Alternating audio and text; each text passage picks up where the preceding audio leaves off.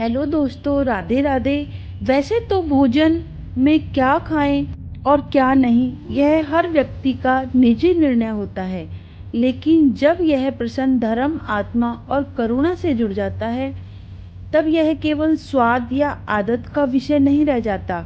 हिंदू धर्म हमें यह नहीं सिखाता कि हम किसी पर अपनी थाली थोपें, लेकिन यह अवश्य सिखाता है कि हम किसी भी बेजान, मुख और असहाय प्राणी के कष्टों के प्रति आंखें बंद ना करें। क्योंकि जो बोल नहीं सकता, जो विरोध नहीं कर सकता, जो अपने प्राण बचाने के लिए हाथ जोड़कर भी कुछ नहीं कह सकता, उसे मार देना क्या धर्म हो सकता है। वेदों में कहा गया है कि परमात्मा की सभी रचनाएं समान है।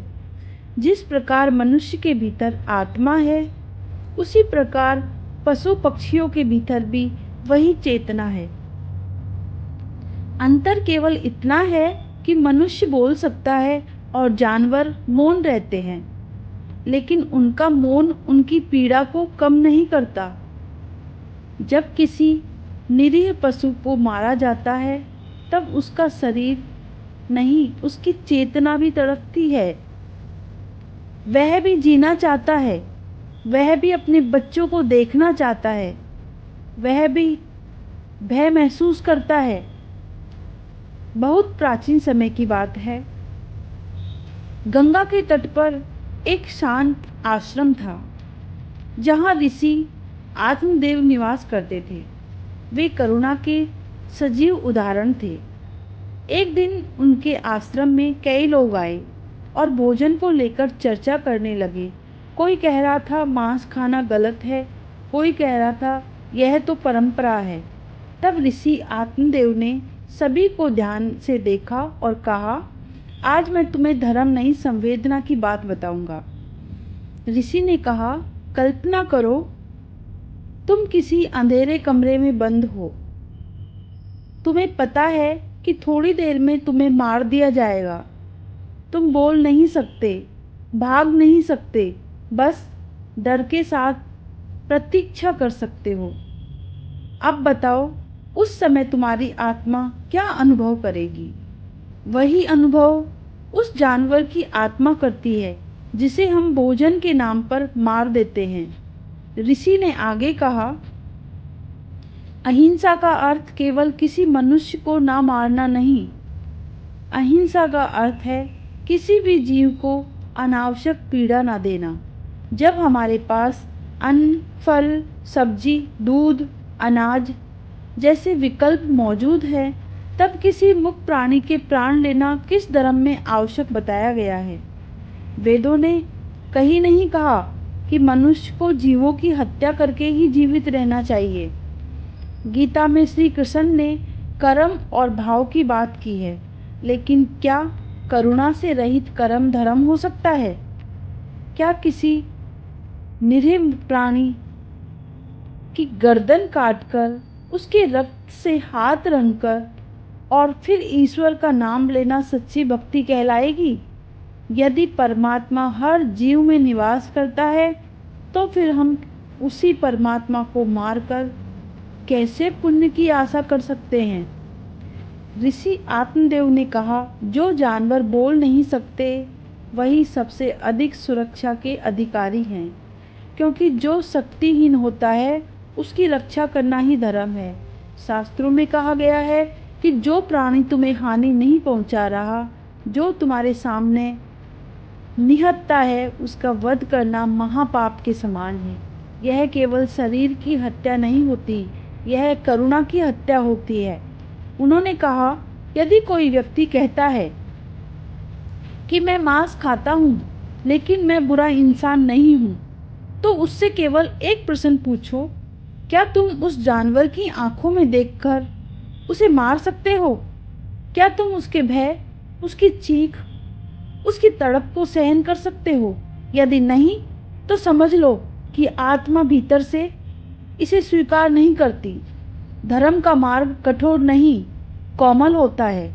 जो धर्म हमें निर्दयी बनाता है, वह धर्म नहीं हो सकता। जो धर्म हमें कमजोर की रक्षा करना सिखाए, वही सच्चा धर्म है। शाकाहार केवल भोजन नहीं, यह करुणा का अभ्यास है। यह हमें सिखाता है बिना किसी की जान लिए भी जीवन जिया जा सकता है। गरुड़ पुराण में कहा गया है कि इस संसार में किया गया प्रत्येक कर्म आत्मा के साथ चलता है। जो पीड़ा हम किसी जीव को देते हैं, वही पीड़ा किसी न किसी रूप में हमें भी भोगनी पड़ती है। एक समय की बात है, गंगा नदी शांत होकर बह रही थी। उसका जल सूर्य की किरणों में चमक रहा था। उसी गंगा तट पर भगवान श्री कृष्ण पीपल के वृक्ष के नीचे बैठे मधुर बांसुरी बजा रहे थे। बांसुरी की धुन ऐसी थी मानो स्वयं प्रकृति ठहर कर सुन रही हो। पक्षी उड़ना भूल गए थे, हवा भी थम सी गई थी। अचानक झाड़ियों से एक हिरन घबराया हुआ दौड़ता हुआ आया। उसकी आंखों में भय था, सांस तेज चल रही थी, शरीर कांप रहा था। वह सीधा श्री कृष्ण के पास आया और उनके पीछे छुप गया, जैसे कोई बच्चा माँ की गोद में छुप जाता है। श्री कृष्ण ने बांसुरी एक और रख दी और अपने कर कमलों से हिरन के सिर पर स्नेह से हाथ फेरते हुए पूछा, बताओ तुम इतने डरे हुए क्यों हो? हिरन तो बोल नहीं सकता था, पर उसकी आंखों से बहता भय सब कुछ कह रहा था। उसी समय वहां एक शिकारी आ पहुंचा। उसके हाथ में धनुष बाण था, आंखों में क्रूरता और मन में केवल शिकार की लालसा। उसने श्री कृष्ण से कहा, यह हिरन मेरा शिकार है, इसे मुझे सौंप दीजिए। कई दिनों से इसके पीछे लगा हूँ। श्री कृष्ण ने शांत स्वर में कहा, यह प्राणी भय से कांप रहा है। क्या तुम्हारा पेट इसकी जान से ही भरेगा? शिकारी बोला, मेरा यही कर्म है, मांस से ही मेरा जीवन चलता है। श्री कृष्ण मुस्कुराए और बोले, गरुड़ पुराण में कहा गया है, जो जीव भय में मारा जाता है, उसकी पीड़ा मारने वालों के कर्म में बन जाती है।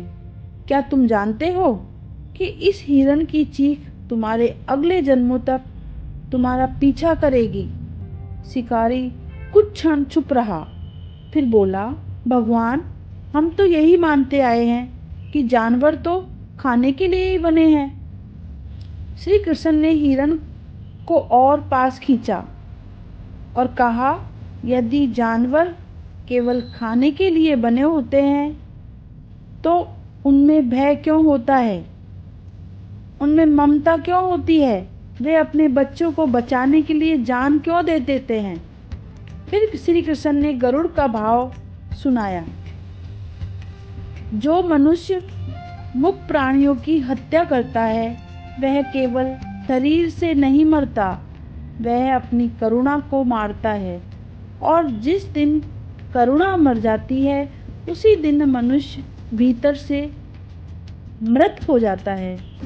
शिकारी के हाथ से धनुष धीरे धीरे नीचे गिर गया। उसने पहली बार उस हिरन की आंखों में देखा।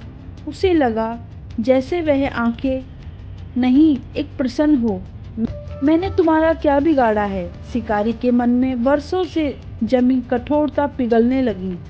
उसने कांपते स्वर में कहा, भगवान, यदि मैं मांस ना खाऊं तो मेरा जीवन कैसे चलेगा? श्री कृष्ण ने गंगा की ओर इशारा करते हुए कहा, यह धरती माता अन्न उगाती है, जो जीवन देती है वही जीवन चलाती है। खेती करो, बीज बो, पसीना बहाओ। जो हाथ आज हत्या करता है, वही हाथ अन्न उगा सकता है।